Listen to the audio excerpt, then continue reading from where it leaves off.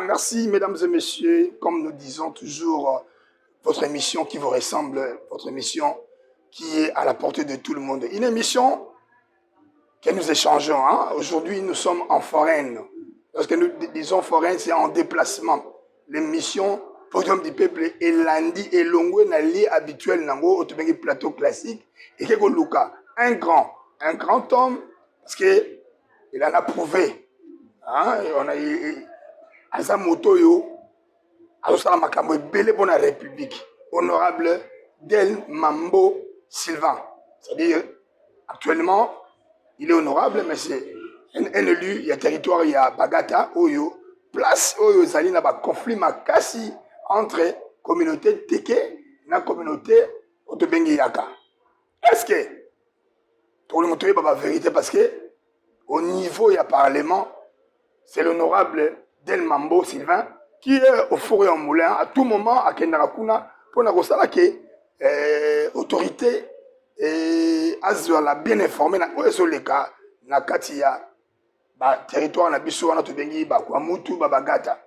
Mesdames et messieurs, nous allons présenter l'homme un ancien vice ministre de la défense na gouvernement 1+4, mais aussi plusieurs fois mandataire. C'est un anthropologue hein, de formation, un philosophe, hein, c'est un expert vraiment oyo à tangi la bonne gouvernance et puis la philosophie et puis hein, leadership, comment gérer. Nous allons rapidement hein, recevoir l'honorable Del Mambo na Banteng Nabiso, mon amboka Didi di Pombo Lobaki to kunda to luka honorable Del Mambo Sylvain pour te yé baba vérité ni les autres kanakamukwamuto.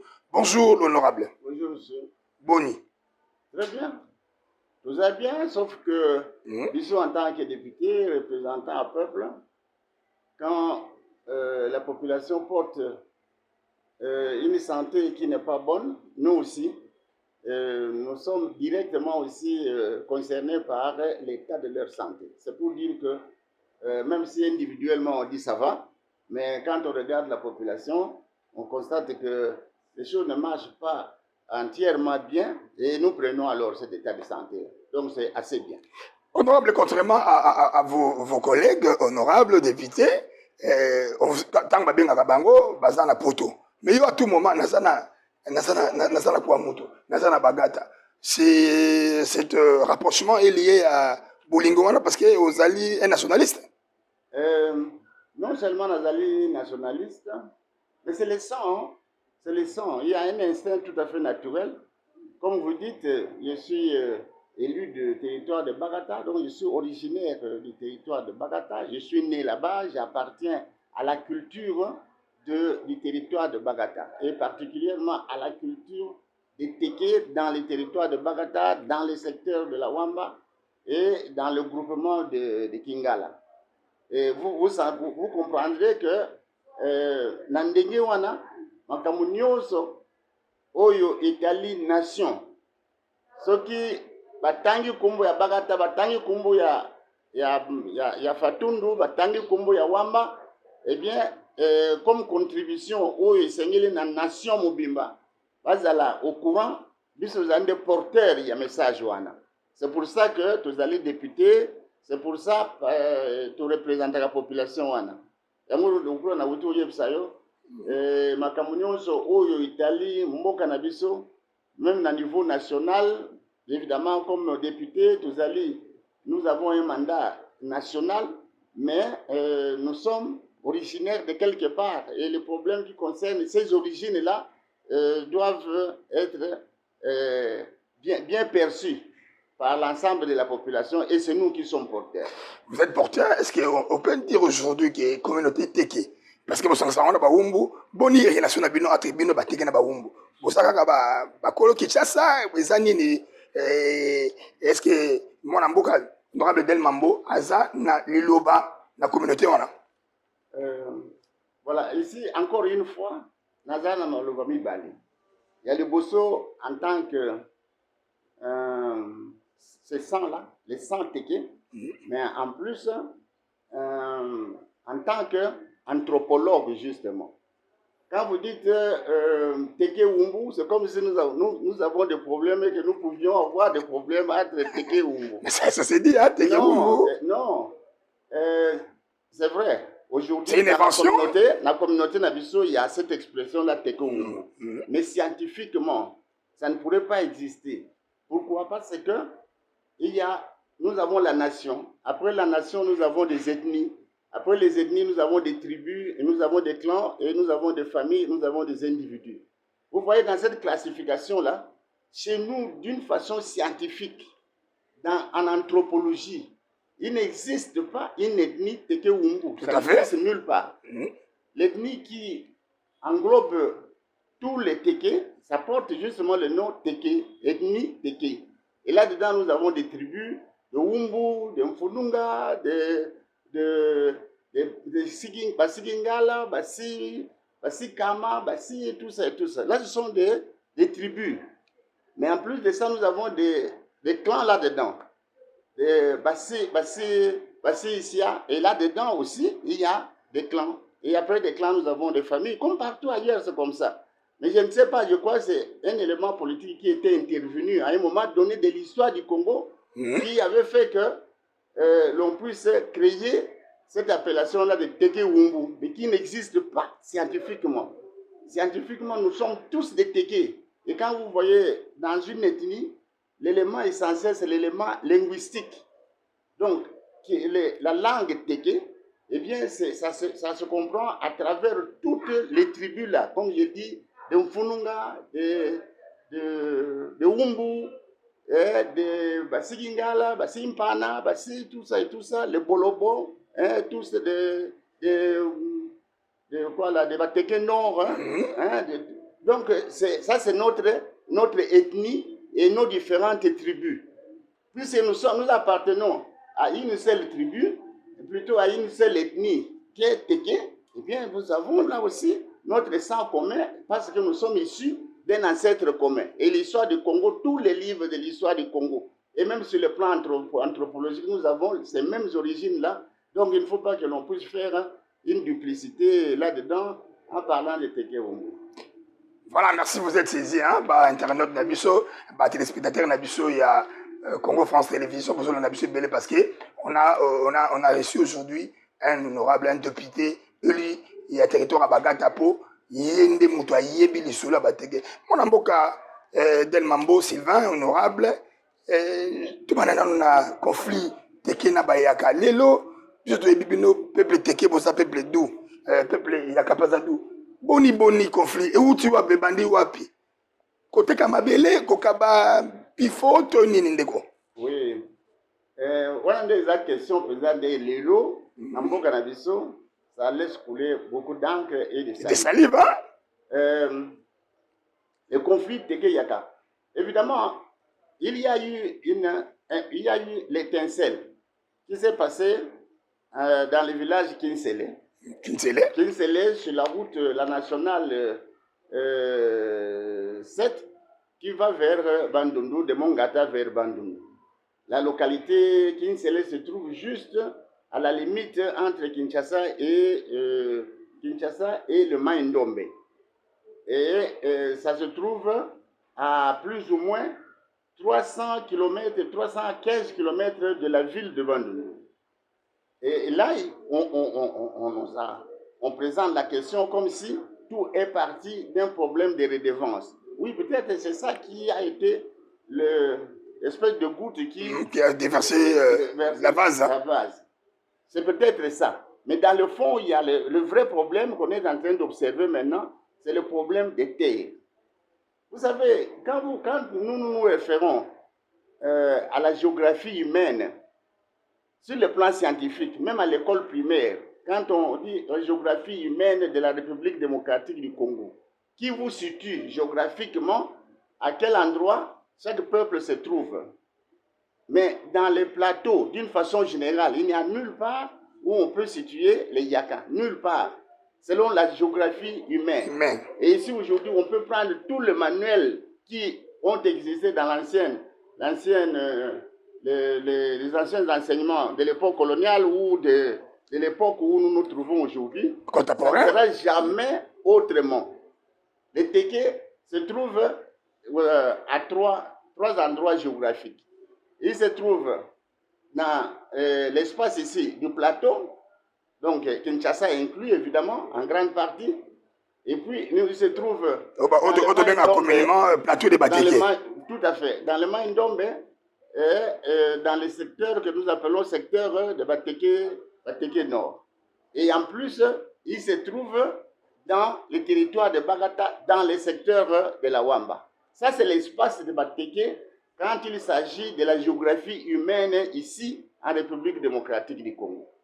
Et aussi de l'autre côté, quand on parle de Yaka, toujours selon les données de la géographie humaine, tout le monde, même les élèves de l'école primaire, des secondaires et même à l'université, savent que quand on parle de Yaka, on les situe entièrement dans le district, l'ancien district du Kwango. Aujourd'hui, dans la province du Kwango, où ils occupent pratiquement les 4/5e de l'espace du Kwango. Évidemment, là-dedans, dans le Kwango, il y a des espaces qui sont occupés par l'Embala. Et il y a même un groupement Teke dans cet espace-là des choses du Kwango. Mais les grands propriétaires du Kwango, ce sont les Yaka. Les Yaka. Donc, vous voyez l'étendue de Yaka, plutôt du Kwango. Il n'y a vraiment pas de raison qu'aujourd'hui, les Yaka peuvent se dire, ils sont dans le besoin d'aller chercher des terres. Par rapport à... Ils en ont déjà, par rapport à Bango. Abondamment. Ils ont ça dans Féchi, ils ont dans Kassongolunda, dans Popo, dans Kenge. Donc, c'est des étendues très, très grandes, importantes. Donc, ils ne sont pas dans le besoin de terres. Comme on peut prétendre aujourd'hui avec les Kagame qui vient pour des besoins expansionnistes, venir occuper des territoires chez nous, chercher à occuper des territoires chez nous en République démocratique. Ce n'est pas le cas du Congo. Ils ont des terres, en ont déjà. Ils en ont et des terres cultivables. Suffisamment. Quand on vous parle de Kassongolunda, là, des terres cultivables où on peut faire des grandes étendues de champs, de n'importe quelle dimension. Dans Kenge, la même chose. Tout est fertile là-bas, des élevages dans Féchi. Mais c'est très abondant et on le sait, même au plan mondial. Donc, on parle de choses de redevance. On dit, voilà, la genèse de ce conflit, c'est un problème de redevance. Mais de redevance des terres, il fallait donner... Mais ça, encore une fois de plus, ça ne peut pas être un élément déclencheur pour donner un conflit comme ça qui a comme conséquence des tueries énormes, des villages incendiés, des populations en grande partie en déplacement et tout cela. Non, il n'y a pas un équivalent à ça, à cet acte de redevance. Puis la redevance se trouve chez nous, dans toutes les cultures, que ce soit Mbala, Teke, Yaka, n'importe Sagata ou quoi, Yanzi, eh bien, il y a les redevances. La redevance, c'est même la loi du pays. Tout à fait. Donc, c'est quelqu'un qui, par exemple, vient, on lui donne un espace pour faire la culture, il n'a pas acheté, mais on lui cède une place. Il fait le travail à la fin d'une période donnée, une période culturelle. À la récolte, il donne, justement, comme on peut appeler maintenant en termes de choses, un impôt traditionnel. Rente ou impôt traditionnel. Aux propriétaires de terre. C'est connu comme ça. Et c'est partout, c'est répandu. Donc, ce n'est pas quelque chose d'exceptionnel. Alors, l'élément déclencheur, ça a été ça. Mais aujourd'hui, nous constatons que non, c'est un problème justement de terre. Qui réclame la terre? C'est les peuples Yaka. Les populations qui sont venues pour des besoins champêtres, utilisés par les chefs coutumiers pour les aider dans les champs ou qu'eux voulaient venir travailler sur le sol du plateau. Et voilà que à la fin, ceux-là sont devenus, ils ont pris de l'importance sur le plan démographique dans les milieux où voilà. Alors, c'est que et puis, ils se sentent comme s'ils étaient maintenant étrangers parce qu'ils doivent payer cette histoire de redevance. Et une révolte est née à partir de là. Voilà l'élément. Voilà l'élément déclencheur. Alors, cet élément déclencheur aujourd'hui, c'est devenu un élément de sang. Parce qu'il y a eu des poursuites à mort des chefs Teke poursuivis Qu'on a par étranglé, qu'on a décapité. le groupe qui avait commencé à Kinsele, mais instrumentalisé par un groupe autre, dont l'intelligence se situe, même maintenant encore, se situe ici à Kinshasa. Les gens qu'on a utilisés dans ce mouvement ne savaient pas exactement quel était le but de l'opération qu'on voulait lancer. C'est seulement maintenant qu'on découvre que c'était tout à fait autre chose. Mais ils ont été utilisés pour les problèmes de redevance. Donc en fait, même eux, ils ont été surpris. C'est ici que moi j'ai dit, mais non, même ce conflit, on l'appelle le conflit Teke-Yaka. Mais je ne sais pas qui a trouvé cette dénomination. Ça, c'est juste pour donner une couverture à l'opération qu'on voulait mener pour un but donné, pour occuper des terres sur l'espace des choses qui, d'une façon authentique, appartiennent au Teke. Et ce qui se passe aujourd'hui, mais c'est ce qu'on appelle le génocide, puisque les gens qui sont poursuivis appartiennent à une même ethnie. Les chefs qu'on a tués, pour la plupart, aujourd'hui, on peut compter une quinzaine de chefs qui ont été tués. Les chefs Teke. Les chefs Teke. Ils appartiennent à une même tribu. Et les personnes qui sont poursuivies et mises en déplacement sont des Teke. Aujourd'hui, même quand on voyage, que ce soit vers Bandundu par route ou par eau, les Mobondo, on découvre aujourd'hui le groupe qui a été créé. Mon amboka honorable, s'il vous plaît, parce que il faut pas ça éclairci, parce que on a suivi mondialement un affaire du terroir, hein. Ça m'a commencé le capana. Milice on a Mobondo, autozoka ba chef Nkiavu, autozoka ba zombie ezani. Mais justement, il y a un comme on a milice, la milice qu'on a utilisé. Mais malheureusement, c'est là où moi, je quand dans zone vainqueur, l'opération où ils ont les canaux. L'événement où ils ont ce conflit Teke Yaka, parce qu'on a un conflit Teke Yaka. C'est comme si les Yaka se sont entendus, l'ethnie Yaka s'est réunie pour la machination, pour qu'ils ne puissent attaquer le territoire en avant.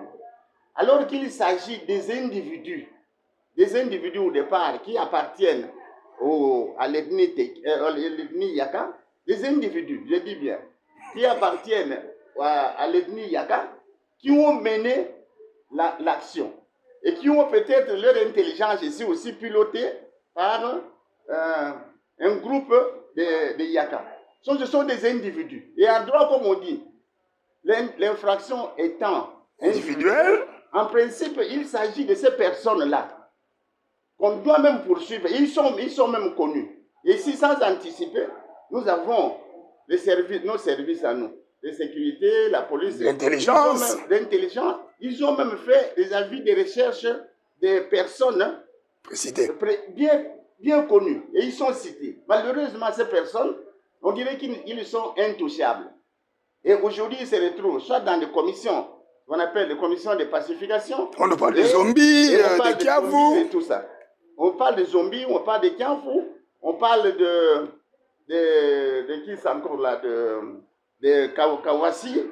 On parle d'Américains. Donc, ils ont recruté un groupe qui était proche à eux. Mais aujourd'hui, les combattants sur le terrain, mais ils appartiennent pratiquement à toutes les ethnies. On a recruté ces combattants, ces assaillants. Mais les zombies, c'est un Yanzi, non? Les zombies, c'est un Yanzi. Non. Zombie est un soukou. Soukou. Il est soukou du territoire des choses de Massimanimba.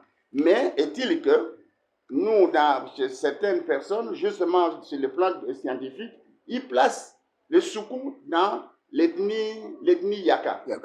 Mais lui, malheureusement, en recrutant ses compagnons, il a recruté beaucoup plus les gens qui appartiennent à l'ethnie Yaka. Et c'est comme ça qu'on appelle ces opérations, c'est tout ce qui se passe aujourd'hui, ce conflit ici, Teke Yaka. Bon, maintenant, dans l'évolution des faits, quand on a commencé à tuer, à brûler les villages dans Kwamout, à un moment donné, bien en retard, évidemment, l'État s'est ressaisi. Et ils ont envoyé des militaires pour aller pacifier cet espace-là, surtout le long de... National IN, hein? Non, la nationale 7. 7. Oui.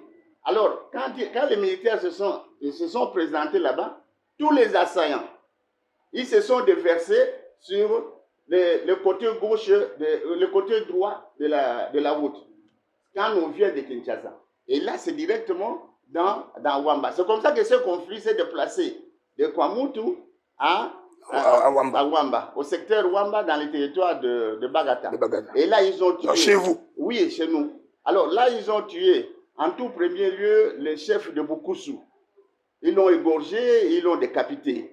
Et ils ont tué quelques 2 personnes dans le village parce que les autres, évidemment, se sont mis en fuite, en débandade. Les uns sont allés à Fatoundou, le chef-lieu du secteur. D'autres sont descendus à Kinshasa et d'autres encore à Bandung. Le mouvement, alors, à ce moment-là, a pris de l'extension dans les territoires de Bagata. Une autre tournure. Hein? Une autre tournure là-bas. Mais alors, en arrivant aussi sur le sol de choses de Bagata, ils ont recruté d'autres personnes, notamment Kawashi dont nous parlons, américains, qui ont recruté dans nos villages, ces villages autres que les villages Teke, ils ont recruté des jeunes gens qui se sont embarqués dans le même mouvement. Et ils ont évolué comme ça, en brûlant les villages Teke, en allant jusqu'à Kissia, dans le groupement de Kissia. Ils ont brûlé les villages, ils ont tué les infirmiers et ils ont tué des notables dans le même village, ils ont brûlé toutes les cases et ils sont allés maintenant vers Mvulabankou pour atteindre Kimpasi où ils ont tué tout dernièrement les chefs aussi du village. Mais aussi, ils sont montés encore une fois de plus jusque vers Mayala. Alors aujourd'hui, la situation réelle est que dans Kwamutu, il y a toujours des poches de résistance. Quand on est sur la grande route, ces assaillants ne sont plus apparents. Mais ils sont alors dans des brousses, oui, dans des forêts. Ils sortent seulement à des moments bien précis. Quand ils savent que la force, la puissance publique n'est plus là, ils viennent pour pouvoir, encore une fois de plus, tuer sur la grande route. C'est la désolation. Qui va vers Bandundu. Et ils tuent encore les chefs coutumiers. Et de l'autre côté aussi, dans Bagata, ils sont particulièrement dans l'espace de Moué, ils sont dans l'espace de Kissia, ils sont dans l'espace de Mayala, ils sont dans l'espace de Centre-Luono et ils sont dans l'espace de Kimpasi. Kimpasi. Oui, alors ce qui est arrivé là-bas sur le terrain aujourd'hui, mais ils occupent même ces villages-là. Après avoir tué les chefs, fait déplacer les populations autochtones, ils occupent ces villages et il y a même des villages aujourd'hui dont ils ont changé les appellations. Donc, c'est qu'en fait, voilà, comme je disais, cette histoire partie des redevances. Aujourd'hui, là, ça devient un problème d'occupation des terres. Bon, c'est que, comme je l'ai démontré, sur le plan de la géographie humaine, mais aussi, il y a d'autres références, même sur le plan de l'administration. Quand on se réfère aux documents de la colonisation. Les colons. Les colons, ils ont laissé le document. Si vraiment les Belges nous ont aidés, c'est la rédaction de ce document-là. Pour l'ensemble de la République démocratique du Congo. Ils ont tracé des limites pour toutes nos entités. Ils ont défini les propriétés sur les forêts, sur les brousses, sur les rivières qu'il y a, le cours d'eau.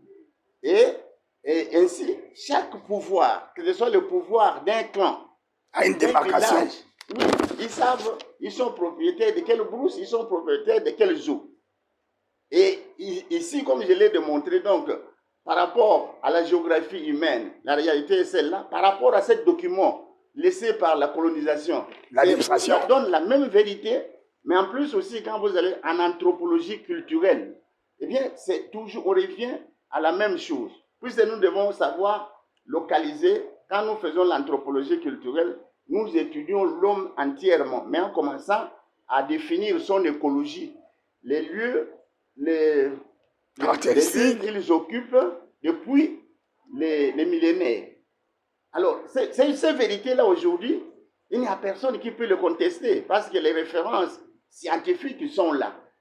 Mais maintenant, voilà, un problème d'incompréhension sur le terrain, ça devient mal interprété et les gens sont en train de récupérer la situation. C'est ça notre curiosité, une question de curiosité. Oui. On nous parle aussi d'une récupération politicienne. Il paraît qu'il y a certains de nos politiciens, parce que là, vous avez parlé de l'anthropologie, de la géographie humaine, mais nous sommes aussi, comme vous êtes aussi politique, il y a une récupération politicienne, et puis il y a des dirigeants qui tirent des ficelles depuis Kinshasa. Oui, mais ça veut dire qu'en fait, ça aussi c'est quelque chose de naturel qu'il faut comprendre, la récupération politicienne. Vous comprenez, quand un député, par exemple, je ne prends que le cas du député, il représente un peuple qui aujourd'hui est impliqué dans une affaire de cette nature, celle-ci dont nous parlons, où il y a mort, il y a désolation de toutes sortes. Mais lui va intervenir. Comprenez que quand il y a par exemple un peuple donné, comme nous disons là, les Tékés qui sont en déplacement, ils sont en détresse. Alors, ces représentants, les représentants de ce groupe-là, ne vont pas laisser ce peuple comme ça errer, affamé, dormir à la belle étoile et tout ça, sans qu'il puisse y avoir une intervention sociale. Alors, les politiciens vont, moi je pense, particulièrement à ce titre-là, puisque maintenant qu'il y a des violences sur le sol de Téké, le sol de Kwamouth, mais tous ceux qui sont à des bandades ne sont pas que des Tékés. Il y a de tout le monde. Il y a des Yanzi, il y a des Sarata, il y a des Yaka. Voilà, justement. Les Yaka aussi. Il y a des Yaka aussi qui sont là, qui retournent chez eux ou ne peuvent pas retourner, n'ayant pas de moyens. Alors maintenant, les politiciens appartenant à ces ennemis-là concernés vont chercher à assister le peuple qui sont ici ou qui appartiennent à la même ethnie que eux. Dès qu'ils apparaissent, vous comprendrez que la tête d'un politicien, quand ça se trouve quelque part, directement, on la pointe. C'est une récupération. C'est une récupération. Mais moi, je pense que c'est une mauvaise lecture. Et dans la recherche de solutions, si nous devons... C'est notre point aussi. Oui, dans la recherche de solutions, si nous devons aller de cette manière-là, nous ne trouverons pas de réponse. Pourquoi? Parce qu'aujourd'hui déjà, je donne un exemple. Nous avons un problème au niveau national. Nous sommes agressés par M23, par les Rwandais, quoi. Les Rwandais. Mais nous nous attaquons à Kagame, nous nous attaquons aux Rwandais. Alors que la réalité, c'est que derrière Kagame, derrière... Il y a la communauté internationale. Qui est là. Donc, nous prenons mal le problème par le mauvais bout. Honorable député, la réponse sera, Delmambo Sylvain, sera difficile. Une question de curiosité parce que le peuple Yeba, Congolais, Balobi, il y a des Tomoko, Bakana Bilongi, le quoi, Rwandophone, Bayaka, Nabangombe, Nabango, Koboko, Bango, Baye, Okipa Pekabater. Est-ce que, Batobako Mituna, parce que Bazaki n'a pas physionomie, il y a Nilotique, il y a Rwando, Tokobon Bate, tout le monde qui n'a pas réseaux sociaux. Est-ce que, il a problème on a dit. C'est-à-dire que voilà, nous avons parlé de tout, mais nous n'avons pas parlé de causes réelles. Voilà. Parce que, en fait, aujourd'hui, les causes de ce que nous sommes en train d'observer, c'est connu de personne. Ou au moins, on ne sait pas les révéler. On ne parle que de la main noire. La main noire qu'on ne sait pas jusqu'aujourd'hui les déceler. Et c'est depuis le mois de juin de l'année passée que tout ceci s'est déclenché. Sur le territoire de Bagata, c'est depuis le mois de septembre, le 24 septembre, que les violences ont commencé par des assaillants venus de Kwamouth. Donc, jusqu'aujourd'hui, on ne connaît pas réellement qui est l'instigateur, qui tient l'intelligence de cette affaire. Qui agit en intelligence. Oui. Alors, on voit que des personnes qui apparaissent, qui agissent, mais alors qui créent les désolations. Mais... Et ces gens, même qu'on arrête, qu'on interpelle, ils ne sont même pas jugés. C'est là le problème encore. On dirait qu'il n'y a pas un effort de la recherche de la vraie cause de ce qui se passe. Parce que si on interrogeait ces gens, on organisait des procès. Il est évident qu'au cours des procès, ils vont commencer à faire des révélations. Ils vont évacuer le pouvoir, sûrement. Hein? Mais tout à fait. Et alors, à ce moment-là, eh bien, l'opinion, d'une façon générale, au niveau national comme au niveau international, pourra être capable de pouvoir situer les problèmes, sa nature et surtout sa source réelle. Mais on nous parle, par exemple, ça, ce que vous évoquez là, le problème de la présence des Rwandais qui sont venus avec des vaches. Des vaches. C'est aussi cité. On dit, voilà, c'est une histoire qu'on avait déjà montée depuis ces temps-là, qu'il y avait des vaches et des Rwandais. Et après, on n'a plus su quelle direction on a donné à ces vaches et quelle direction ont pris les Rwandais qui ont accompagné les vaches. Mais, en réalité, on sait qui ont acheté ces vaches et ces Rwandais sont allés où? On le connaît, d'une façon générale. Voilà. Aujourd'hui, entre autres choses qu'on cite, là, vous parlez des choses de vaches et de Rwandais qui sont arrivés, mais aussi, on parle d'achat de terres, de grandes étendues. Même au-delà des 30 honorable Baso, même Awa Baso, Baso Lobela Pebino, communauté Teke, Boniko Teka Mabele, Pamba Pamba, Teka Zamba, Balo Bateka Zamba, Mopayate, Kale le Makabe Kobeli Bino. Voilà, justement, mais c'est ça. Hein. Vous savez, à Kimbala, on dit Kendamilongo. Vous parlez aussi de Kimbala. Je comprends parfaitement. Au Kimbala, on dit Kendamilongo. C'est-à-dire qu'en fait, avoir pitié de quelqu'un, hein, c'est peut-être en même temps la source de problèmes que vous attirez. Comme vous aviez dit au tout début, les Tégués, ils sont hospitaliers. Ils accueillent tout le monde, que ce soit dans leur village, dans les familles même. On se marie avec tous les peuples de la République démocratique du Congo. Et sur nos espaces qui aujourd'hui sont en conflit. Mais les Tégués ont gardé ce comportement-là depuis nos ancêtres.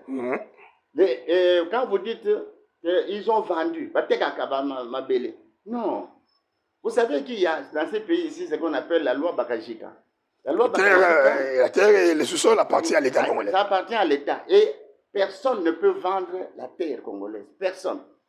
Personne. Même l'État lui-même ne peut pas vendre aujourd'hui. Nous sommes tous liés. Impossible. Alors, ce qui s'est passé anciennement, encore un élément anthropologique. Avant cette loi, nos ancêtres vendaient effectivement leur terre. Quand ils avaient occupé, on ne sait de quelle manière, une terre donnée, eh bien, ils pouvaient vendre une portion à un autre peuple. Vendre alors vraiment au vrai sens du mot, c'est-à-dire, ils fixent les prix. Et ce prix-là, ce n'était pas nécessairement en monnaie, mais c'était en tête humaine. En troc.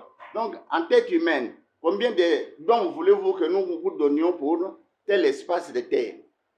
Alors, en plus de ça, il y a la boisson, évidemment, ça ne manque pas, et toujours un peu d'argent aussi en liquide qu'il faut faire accompagner l'acte de vente.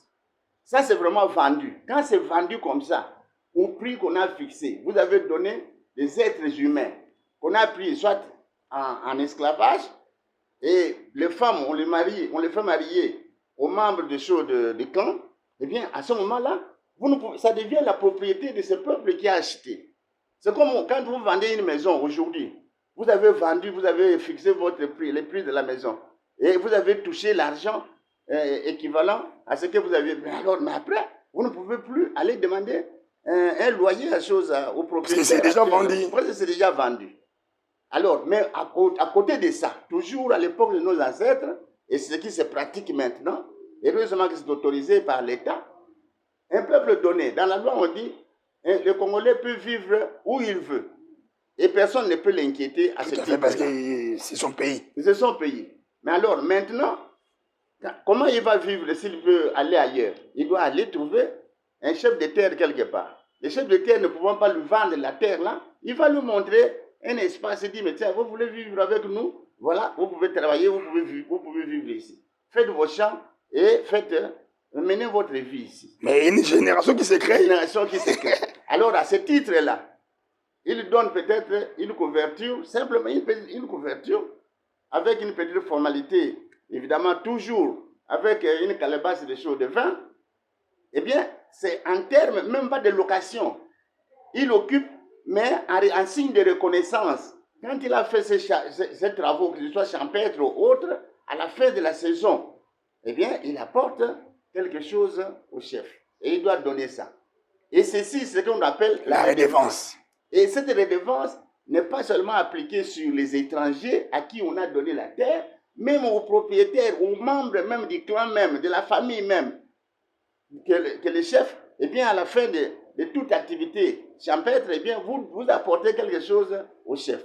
Ou vous avez tué une bête, qu'on appelle, les bêtes sont déterminées, les bêtes, il y a les bêtes cheval. Quand vous avez tué une bête cheval, comme un sanglier, un lion ou quoi, bien, vous devez nécessairement apporter des parties qui sont exigées par la coutume auprès des chefs. Et ceci se passe comme ça dans toute la République démocratique du Congo. Ce n'est pas exceptionnellement chez les Téké. Voilà. Merci, mesdames et messieurs. Nous sommes là dans cette émission où nous évoquons le conflit Téké et Yaka. Allons à des solutions commodes.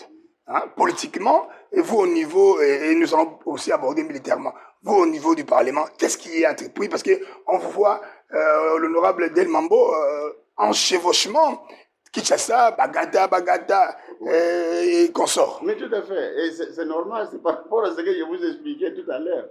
C'est-à-dire que maintenant, là, je crois, nous trouvons devant ces faits-là, les faits très très graves là, et il nous faut une solution. Parce que nous sommes tous des Congolais, nous devons savoir nous parler quand il y a une question qui intéresse l'ensemble de nos populations. La gestion des conflits. Nous devons nous mettre sous l'arbre, comme faisaient nos ancêtres. Palabre, hein? Nous devons faire la palabre. Alors, mais par rapport aux solutions, je crois qu'il y a 3 pistes. Il faut noter, hein? Il y a 3 pistes. La première piste, c'est une piste administrative. L'État doit nécessairement, aujourd'hui, s'installer dans nos entités de base. Il n'y a pas d'autorité de l'État. Ça n'existe pas. L'État doit s'installer administrativement, c'est-à-dire faire fonctionner réellement nos entités de base en commençant par le groupement, les secteurs, les territoires. Et ça, c'est contraire à ce qui existe aujourd'hui. Nous sommes députés et nous allons toujours dans nos vacances parlementaires visiter nos terres, visiter nos populations. Mais quand nous arrivons, les groupements pratiquement ne fonctionnent plus. Les secteurs, n'en parlons pas. Ils n'ont aucun moyen de mobilité, de fonctionnement, et tout est vétuste, et ils ne savent même pas faire des itinérances, le pauvre chef de secteur. Alors, à ce moment-là, vous comprendrez que la terre, là, n'est pas gérée. Les hommes, là, ne sont pas gérés. Et tout au plus, aujourd'hui, quand on sent un mouvement dans un secteur, c'est du côté de la police. Si, il y a la police aussi. La police ici, elle est efficace. Avec leurs commandants, ils peuvent organiser quelques tribunaux, ceci, de cela. Mais sinon, les terres sont abandonnées à elles-mêmes. Personne ne gère.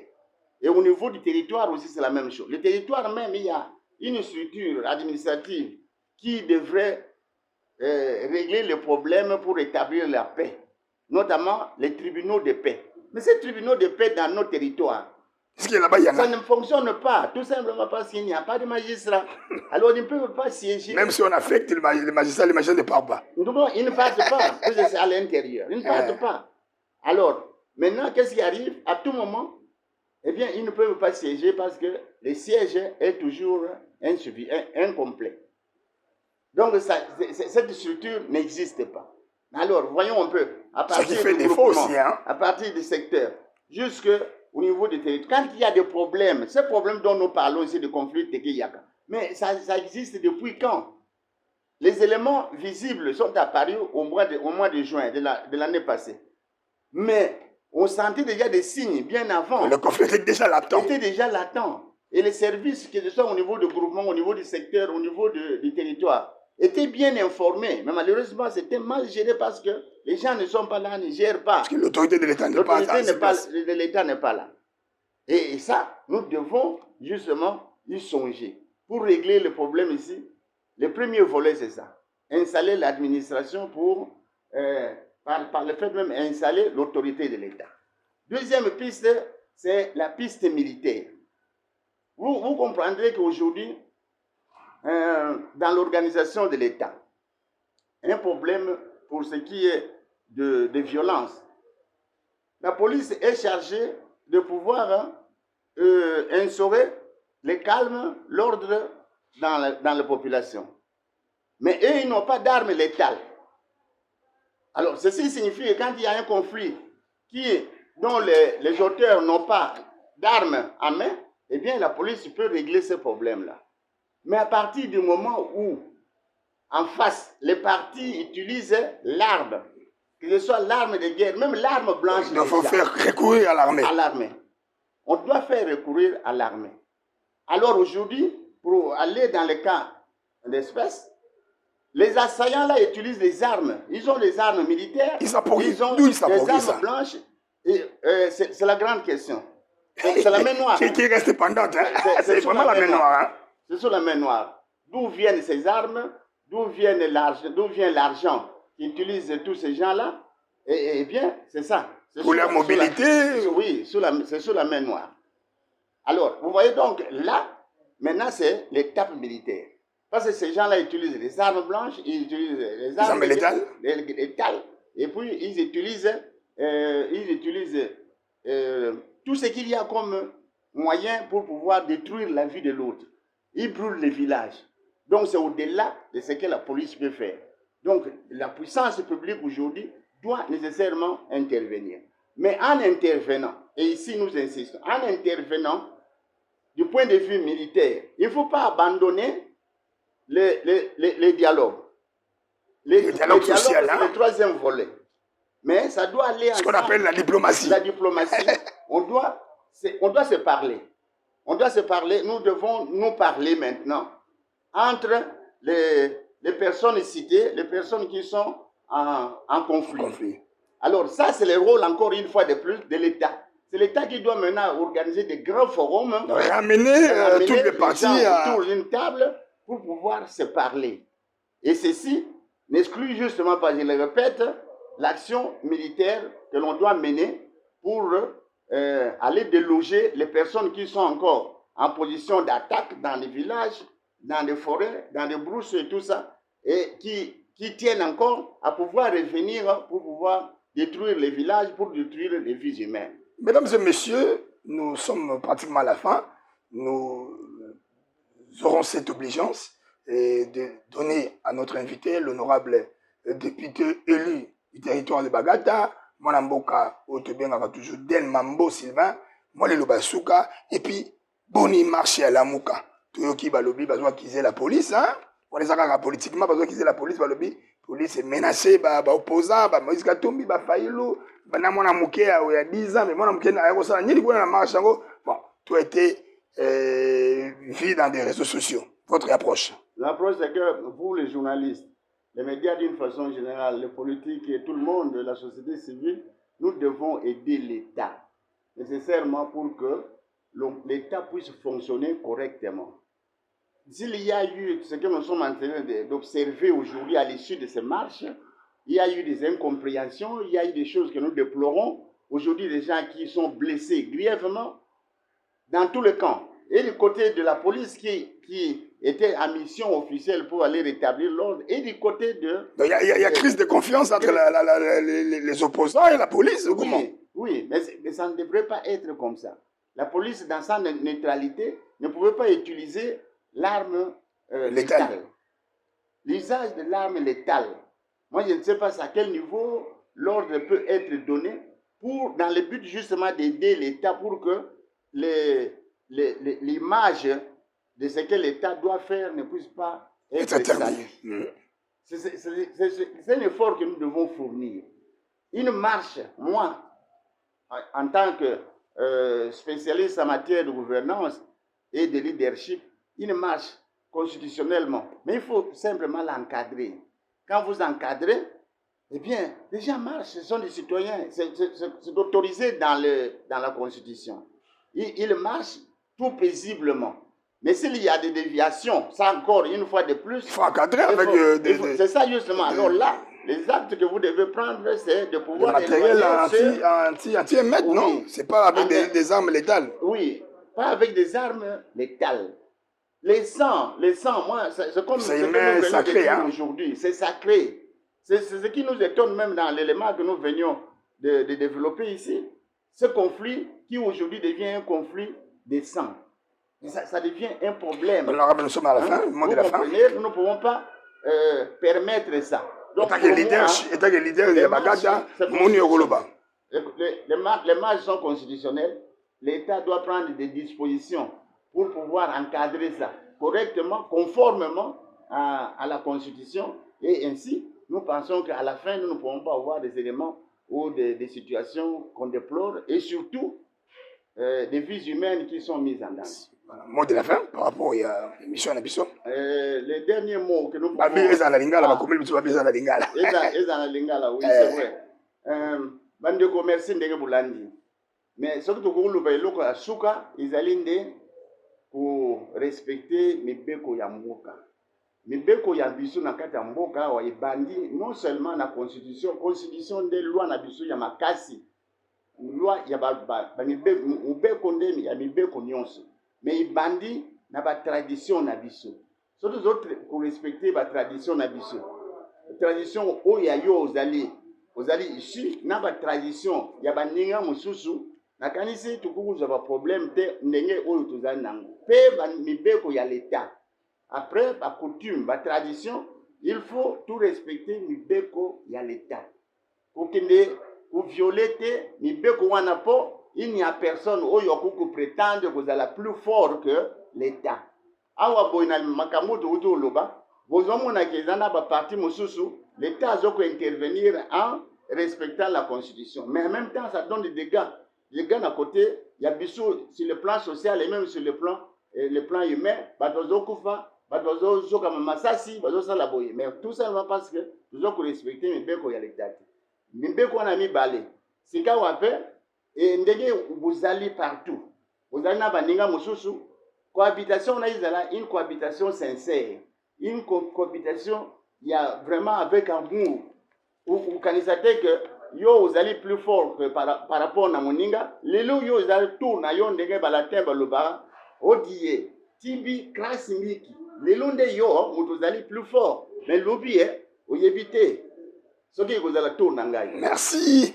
C'est par cette note que nous avons l'obligation de boucler cette grande émission Podium du Peuple. Une émission à 80% aujourd'hui. Hein. On a vraiment épilogué en français. On avait réussi pour vous le lit du territoire. Il y a Bagata, Monamboka, honorable Delmambo, Sylvain, Oazali Bongo, philosophe, mais aussi un anthropologue qui a fait de grandes formations. Il y a expert en gouvernance et puis na leadership. Bongoye, Azalaki Pe, ancien vice-ministre de la Défense, ou Atalaki Sécurité en Boka, na période 1 plus 4, mais Azalaki aussi mandataire plus au fond entreprise publique, Pe, n'a affaires privées. Mesdames et messieurs, merci pour le concours. Hein. Le concours, il y a technique qui assuré la réalisation par notre ami, le chef du programme José Baoto, Monamboka Touré, hein, Christian Mukenji, Azalaki, na régie, puis na réalisation, puis na prise de son, mais aussi l'OPV, Monamboka Pichou. Pourquoi pas? Sans oublier, mon amboka Oyazaki trouve bien 4000 massires facilitateurs et émissions parce qu'il a mis en contact entre le podium du peuple et l'honorable Mwana Mombele Oyazali Mwana Mombele Munene Mwana Mboka Nicolas Ngango Sobamo Mwana Muteke tie mando maluri mokili mando Mwana Mboka batela mboka bana Kisasa bana Poto batela mboka ndenge honorable Delmambo Silva Lobi bolingwa mboka respect ya mibeko ya mboka na autorité na biso bato toli population biso ba journaliste biso nyonso ba technicien bato ya mosala maboko biso nyonso to respecter misala ya mboka mibeko ya mboka bongo mboka ikokende liboso tanga bango ba rebel kuna na bagata kuna na kwa mutu beta bango masasi batia kimia na mboka boma bango bato mabe bato soloka boyokite boyoki honorable Delmambo apese libino boyoka potika mobulu potika koboma congolais. Which one?